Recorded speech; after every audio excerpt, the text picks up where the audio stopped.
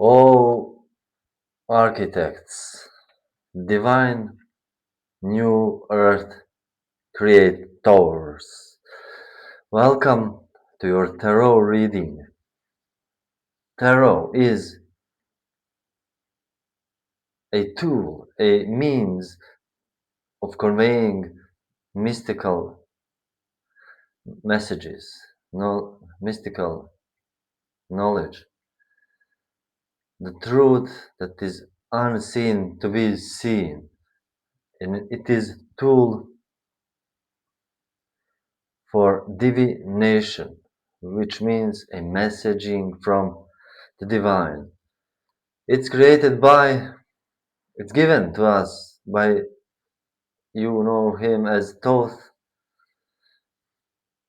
Jehuti in Egypt, pronunciation is Jehuti, or Hermes in the Greek, in Romans it's Mercury, Odin in Nordic, and so on and so forth. The god of wisdom and knowledge and writing, hieroglyphs, and magic. It seems magic, but it's really the only reality and the only truth.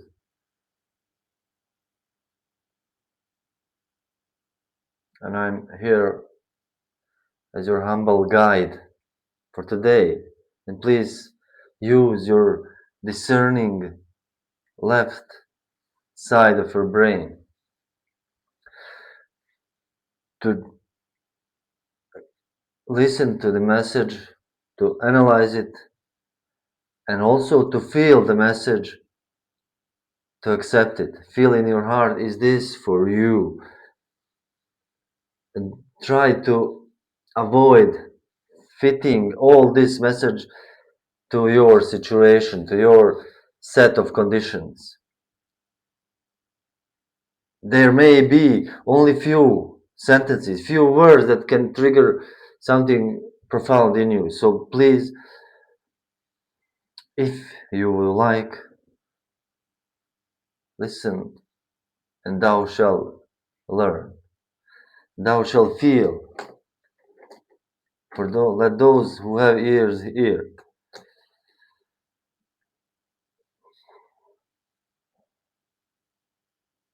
I had one more thing.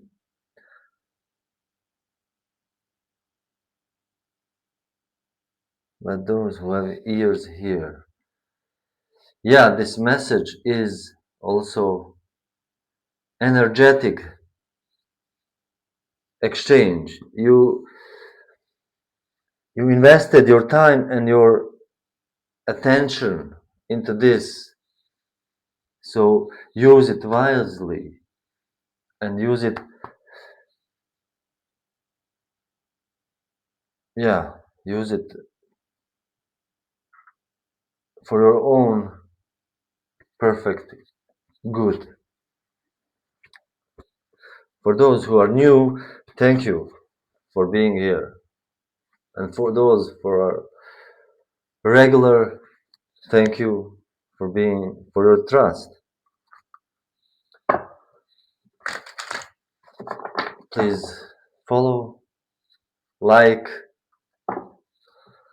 leave a comment something, ask if you want. I have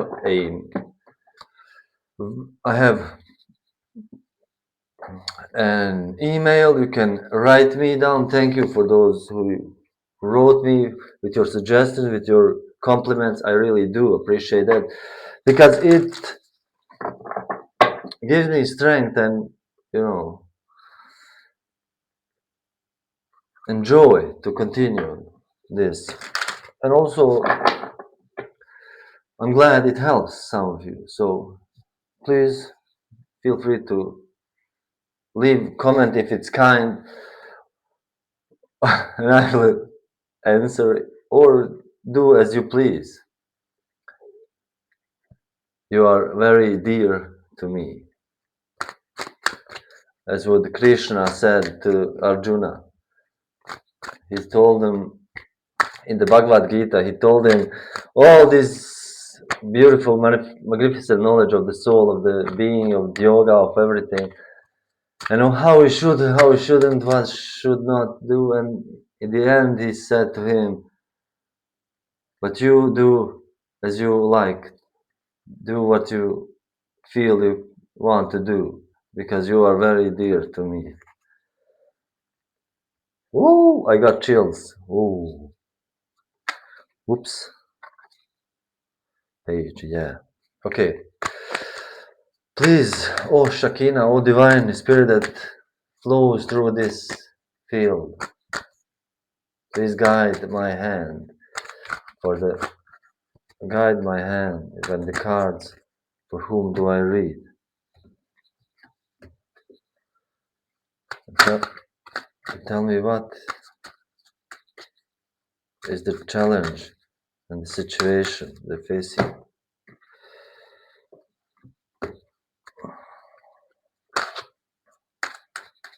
What is the advice, Ace? What is the advice from Spirit? Okay, we'll have that. One more. What is the message from Spirit?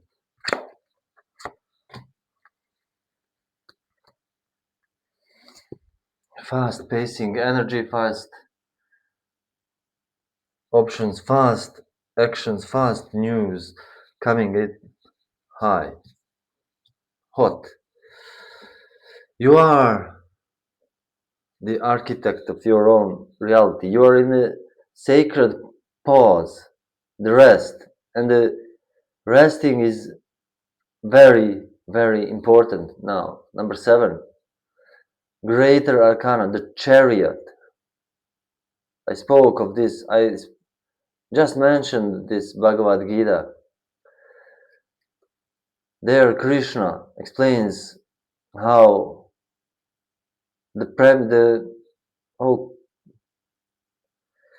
essentially the explanation of life, of existence. It's the body is this chariot. You are the driver. Your soul, your higher self is the driver. The robes, the robes that command are your sense, is your mind. And the horses, or in this case sphinxes, are your senses. You have to control your senses with your mind, directed by your higher self, your soul. So you are in the sacred pause, and you are at the crossroads, looking at the distance. You have chosen, or you are about to choose one or the other path that's being presented to you. You hold the globe which in the hand, which indicates travel, which indicates moving from location, physical movement from location to location, or changing jobs, or changing environments, or changing even mental state. And you are at this process of the number 2, the 2 sphinxes, left and right, dark and light, and one or the other, and you are in the process of choosing and becoming. And here the message is one of beware of the illusion that you create with your own mind. These illusions are, you can see them as seven cardinal sins, which are the worst type of decision you can make for your soul. But for the body is for your ego is cool, is good, but for your soul it's the worst type. But this, I feel, it's more like the illusions that we build in our head that create the false belief that we need something, or that we are belong to somewhere that we do not. How many times have you experienced this? You chose something and it wasn't for you, or you didn't choose something, you trusted, you went for it, you didn't felt much at the beginning, but later it expanded and it evolved into something that you really needed, you wanted, and it's really up for you, and you got much more. So this is it. The Spirit is saying, please be aware of the illusions in your mind that you create by yourself, the false belief, the demons that rise, or one demon that rise. Please be aware. It's very important to choose correctly. The judgment is here. Your calling is, you're being called. Like, you're being called not as much into action, but as into awakening, into initiation, into next level. Now we will say another one, and I will say yes, another one. It never stops. It only goes. It's a cycle, but it's not circle like you are circling. It's a spiral. You're at the same place. You're at the same, phase, but you are higher in the. You gain more knowledge, more expanded awareness, and now you're next level. So, and the next, and the next, and the next, and the next. The cycle is the archetypal sequence of things that is happening. It's always happening. And if it's bad, it's your karma. If it's good, it's your dharma. If it's expansion, you're doing good. If you're always choosing incorrectly, or let's not say incorrectly, but you choose poorly, then the cycle repeats. You go from the spiral and you fall down, and you again, and you fall down. I hope you can imagine this spiral. So you are not in cycles, you are in spirals. Okay? Great. Yeah, so this is a sacred pause. So it's valuable to step a moment and see, allow yourself to feel, to see this, envision one thing, envision the other thing. If you haven't decided yet, see how it feels, see how this feels, but try to distinguish the side of your ego side that wants this projection to be true and wants this not to be true. If you're like, I love this quote that I heard the other day. If you're finding reasons not to do it, do it. And if you're finding reasons, if your excuse is to do it, do not do it. This is it. 7. And remember, this is 7 and 7 and number 2. Okay? And 2 tenths. So there's a lot of duality here. And 7 is, alchemical number. It's 7 stages of alchemical process of transmutation, which begins by dissolution all the way through evaporation, coagulation, evaporation, all the Asians, segregation, and the 7 is sacred number. It's prime number. And you know all of this. You can explore it. XX in Roman is 20. It's 10, 10. There is duality, or not like duality, but more like dual nature of the choice. And I don't feel it's like maybe one is wrong or one is bad. Both are valid, but there is a danger more of what you can create in your mind, in the cloud. You can see the cloud and from the person's head. So those are all the ideas in delusion. Let's read the Chariot. I believe I've never read the Chariot. Or maybe I have, but let's not delve.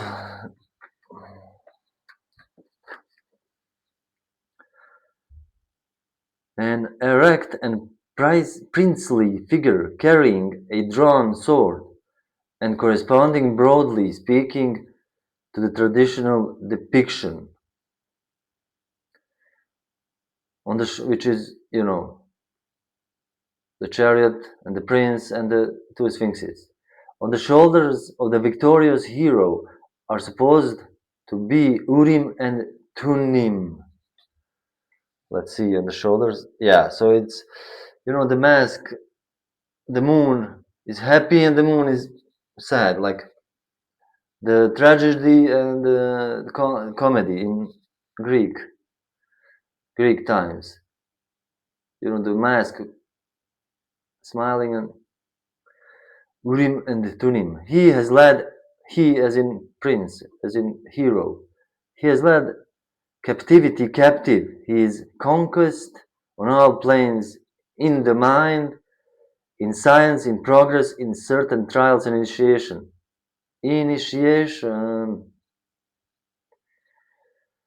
He has thus replied to the Sphinx, and it is, on this account, two sphinxes thus draw his chariot. He is above all things triumph in mind. And I would add a sacred pause after this triumph. It is to be understood for this reason, A, that this question of the Sphinx is concerned with the mystery of nature and not the world of grace, to which the charioteer could offer no answer. And B, that the planes of his conquest are manifest or external and not within himself. Yeah.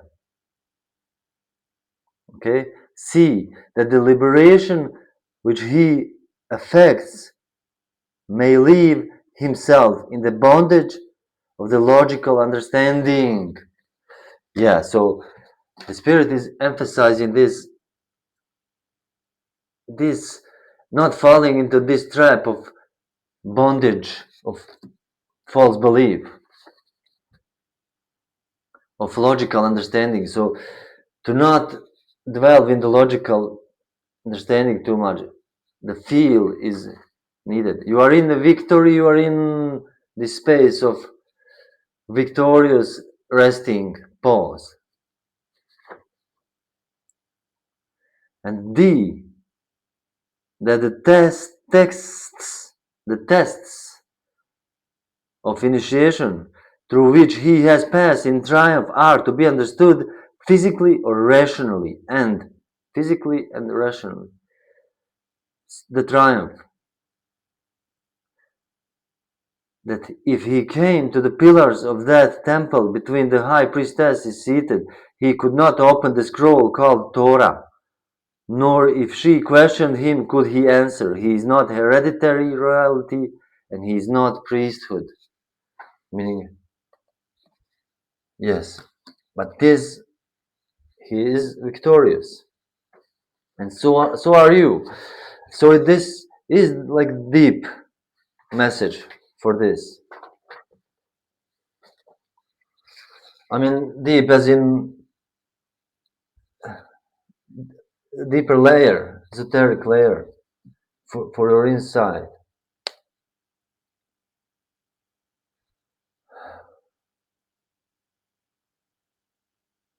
I feel we are complete and this is enough.